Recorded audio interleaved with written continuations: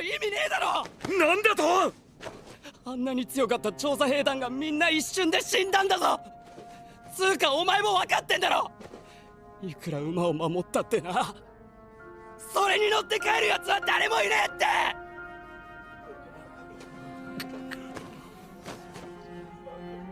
理屈じゃ分かっていたさ。人類がただ壁の中にいるだけじゃ、いつか突然やってくる巨人に食い滅ぼされる。誰かが危険を冒してでも行動しなきゃいけない。誰かを犠牲者にさせないために自分を犠牲にできるやつが必要なんだってな。そんな勇敢な兵士は誰だ。そう聞かれた時、それは俺だって思っちまったんだ。Flockbuster, apparu au chapitre 70, est un personnage qui est rapidement allé à l'encontre du trio principal de l'œuvre.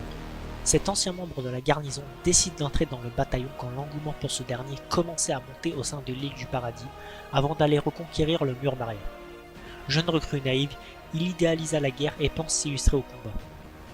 Finalement, il réalisera qu'il n'était qu'un pion sacrifiable parmi tant d'autres pour le salut de l'humanité et participera à la charge suicide d'Erwin Smith face au titan bestial et se sera à ce moment-là résigné à mourir pour une noble cause. Cependant, seul survivant de cette charge, il voudra chercher un sens à sa survie miraculeuse. Il essaiera donc de sauver son major, celui qu'il considère comme le seul capable de devenir un démon afin d'anéantir l'ennemi. Phlox est rudement mené pour tracter et hisser Erwin jusqu'à Levi, détenant la sœur. Cependant, lorsqu'il a vu le soldat inconnu qu'était Armin à ses yeux se faire sauver à la place d'Erwin, il l'a vécu comme une réelle injustice. Il ne l'acceptera jamais vraiment et développera par ailleurs un profond dégoût pour Mikasa, Eren et Levi, qui n'ont pas su mettre leurs sentiments de côté lors d'une situation critique, bafouant par la même occasion la chaîne de commandement. Après l'ellipse, il fait toujours partie du bataillon d'exploration et sera l'un des seuls personnages, avec Historia, à être mis dans la confidence du plan d'Eren. Il deviendra par la suite le chef des Pro-Jaegers, menant l'insurrection et la révolution face au pouvoir en place, et prenant le contrôle de l'île du Paradis en faisant un coup d'état. L'état-major étant décimé, il sera l'équivalent du chef des armées et le seul réel dirigeant de Paradis. Il permettra à Eren de quitter l'île en compagnie des titans colossaux afin de détruire le monde. Maintenant que nous avons résumé l'histoire du personnage, nous allons voir pourquoi il est tant détesté à tort par une partie de la communauté, en étudiant leurs principaux arguments et en montrant en quoi ses actes et son développement peuvent être légitimes. Tout d'abord, il lui est souvent reproché d'avoir suivi le plan d'Eren, de l'avoir accepté, ainsi que d'avoir fondé les Pro-Jaegers qui suivaient la seule porte de sortie possible pour leur île. Il est nécessaire par contre de rappeler que Floch était préparé psychologiquement depuis plusieurs mois au déclenchement du grand terrassement. Il n'a pourtant pas eu le choix. Au moment où il a été informé du plan d'Eren, il était déjà trop tard, parce que le plan de Sig et de Yelena était lancé.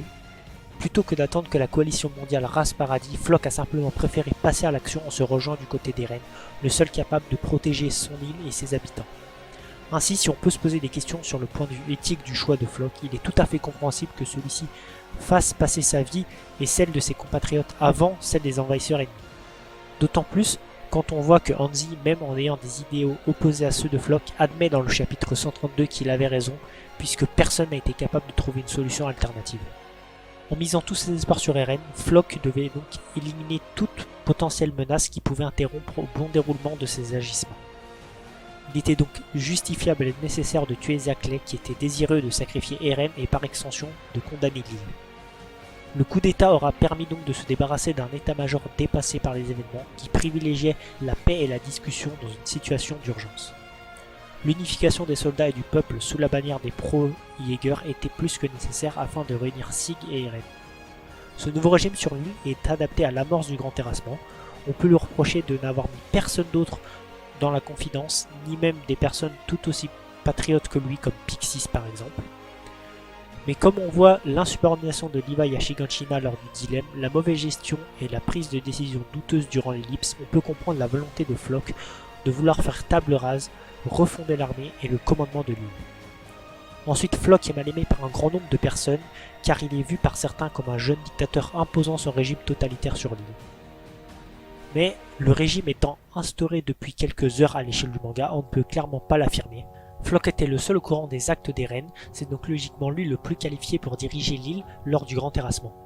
Mais on ne peut pas blâmer ses prises de décision puisque Floch laisse Jean vivre sa vie librement, il laisse les habitants manifester, il prône aussi sans cesse la liberté des siens, ce qui s'oppose directement avec l'idée d'une dictature.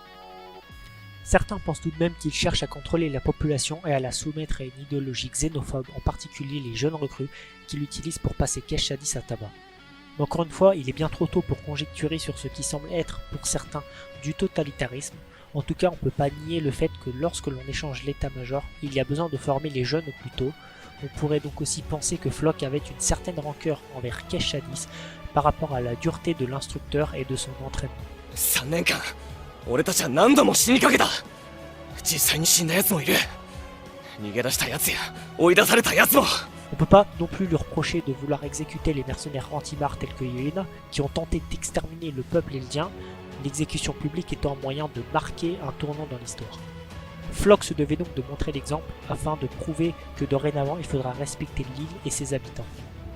Pour ceux qui y voient de la cruauté, rappelez-vous que l'île est au bord de l'extinction et que se faire exécuter sur une place publique est moins humiliant que de subir des tortures de Darius Zaklé.